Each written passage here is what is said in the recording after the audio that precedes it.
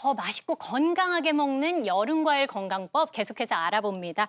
과연 어떻게 하면 좋을지 첫 번째부터 살펴볼까요?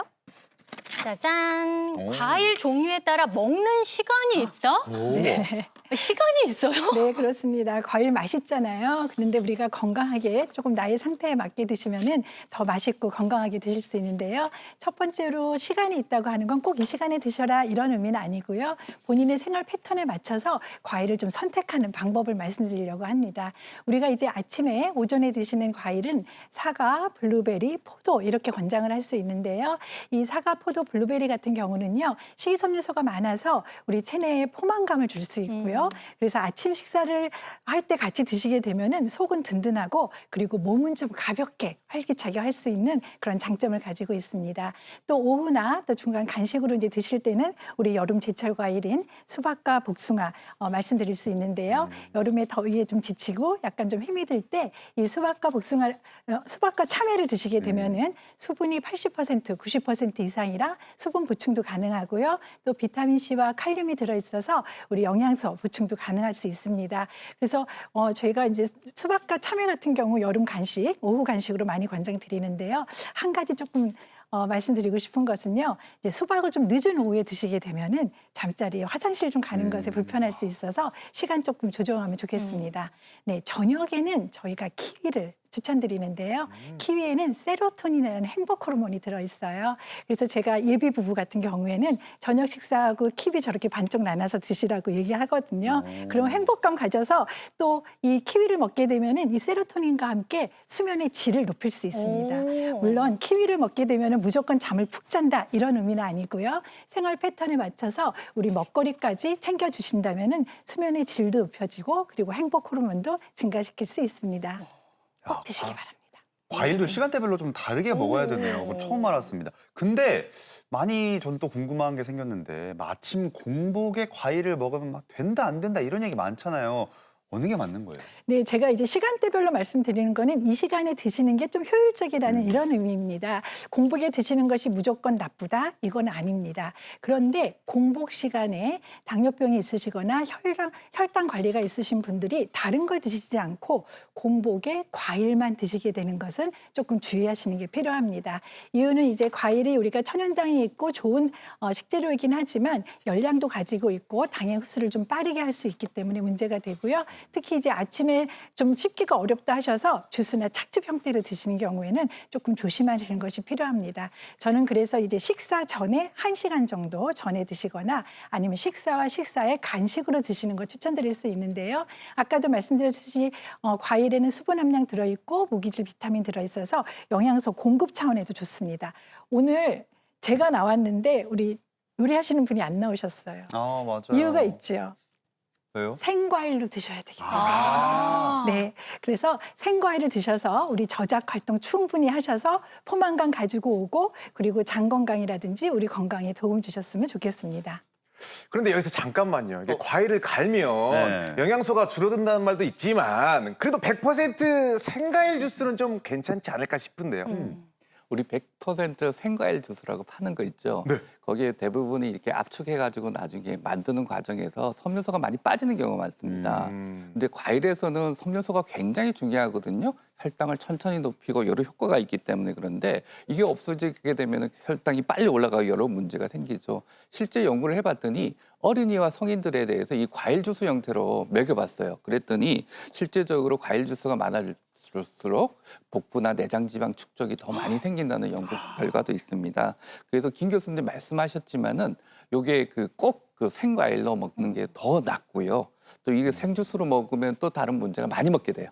맞아요. 그러다 보면 살이 더 빨리 찌게 되기 때문에 이런 걸 주의할 필요가 있고 알고 계셔야 될 것 같아요. 맛있지만 생과일 주스 형태는 조금 덜 드셔야겠습니다. 그리고 요즘에 인기인 거 있잖아요. 아침 대용으로 사과와 땅콩 버터를 먹는다. 뭐 다이어트식으로 좋다 그러는데 이거 괜찮은 건가요?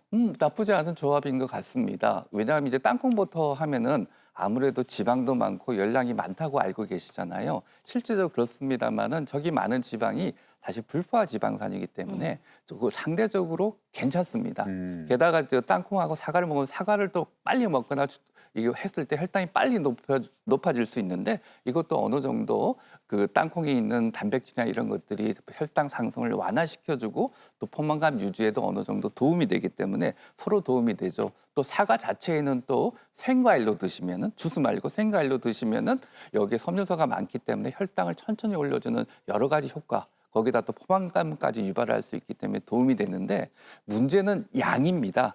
이걸 갖다 양을 많이 먹게 되면은 아무래도 불포화 지방산에서 양을 많이 먹게 되면 내장 지방이 쌓이고 혈관에 좋지 않고 이런 나쁜 효과를 일으킬 수 있기 때문에 아주 적당한 양으로 아침에 식사 대용으로 좀 쓰는 것도 한 가지 방법일 수 있는데 많이 드시지 마십시오. 얼만큼 먹어야 적당한 건가요, 교수님 그러면? 그 약간 그 배가 허기진 배를 약간 없앨 정도. 그럼 많이 먹어야 되는데요.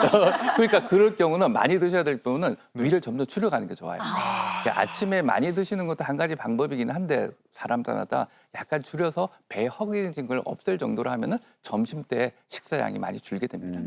제가 좀 실질적으로 말씀드리면 사과 반 개 정도에 네네. 우리 땅콩 버터를 한 작은 스푼 하나 정도. 네. 그 다음에 가능하면 크런치로 사시는 게 좋을 것 같아요. 씹히는 땅콩. 네, 버터. 그래서 만약에 크런치가 좀 별로다 그러면 땅콩 버터 하고요. 그냥 땅콩을 좀 갈아서 그 위에 넣으시면 됩니다. 네. 그렇게 드시면 적정합니다. 예. 아니 근데 다들 오늘 굉장히 비판적으로 이야기를 하시는 것 같아서 잠시 좀 동참을 해보겠습니다. 저도 한번 태클을 걸고 싶어져가지고 걸어주세요. 네, 궁금한 게 생겼어요. 근데 저는 아닌데 과일 뭐 몸에 좋은 거 다 알죠. 근데 먹으면 막 배가 속이 불편하고 가스 찬다 이런 분들도 있거든요. 그런 분들은 안 먹어야 되나요?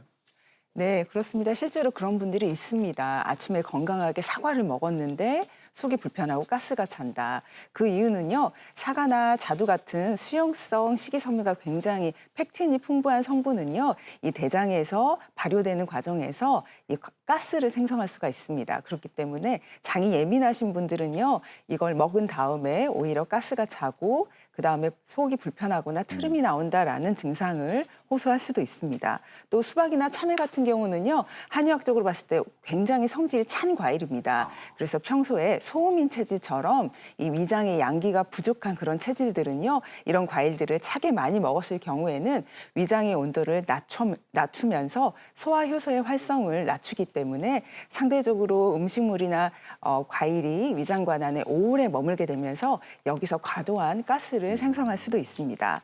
또한 과일의 단맛은요, 과당에서 나오는데요. 우리 우유 먹고 속 불편하신 분들, 유당 불내증이 있는 것처럼 과당을 잘 소화 흡수하는 거를 어려워하시는 분들이 있습니다.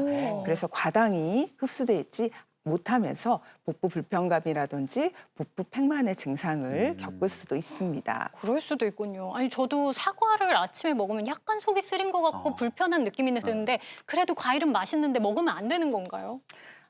그래도 과일을 드실 때 좀 지혜롭게 드시는 방법이 있습니다.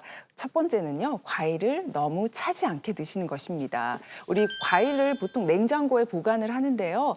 과일 냉장고에 있는 보관을 바로 꺼내서 차게 먹거나 아니면 거기다가 얼음이랑 같이 화채로 먹거나 아니면 스무디로 갈아서 먹거나 하면 오히려 과일의 찬 성질을 강화시키기 때문에 소화 흡수에 좋지 않은 영향을 줄 수가 있습니다. 그렇기 때문에 좀 과일을 냉장고에서 꺼내서 바로 먹지 않고 실온에 조금 두었다가 드시는 것도 좋은 방법입니다. 그리고 식사 후에 과일 드실 때는요, 식사 후에 바로 드시는 것보다 한두 시간 정도 시간을 두었다가 드시는 것이 더 좋습니다. 그리고 과일의 껍질은요, 원래는 과일의 껍질 통째로 드시는 게 좋지만 껍질에 들어있는 그 불용성 식이섬유가 장을 예민하신 분들은 장 점막을 좀 자극을 할 수가 있기 때문에 불편하신 분들은 껍질을 벗겨서 드시는 것도 좋은 방법일 수가 있습니다. 그리고 또 평소에 민감한 장을 가지신 분들 그래도 불편하다 하신다면요, 소화 효소가 풍부하고 발효의 부담이 적은 키위라든지 블루베리, 포도 같은 것에서 선택해서 드시면 좋겠습니다.